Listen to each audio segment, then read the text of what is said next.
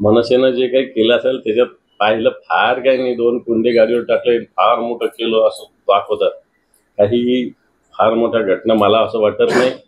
अमोल मिटकरी सत्य बोललेले आहे.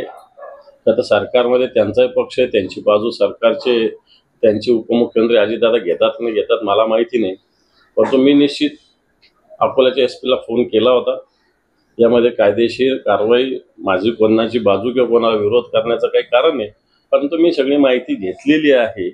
परंतु मला असं वाटतं दोन्ही एकच आहे बाजू, राष्ट्रवादी काँग्रेस किंवा अजितदादाचा पक्ष असेल नाही तर मनसे असेल, हे भाजपची तळवे चाटणारे लोक आहेत. त्यामुळे मला असं वाटतं यांच्याविषयी काही फार बोलावं.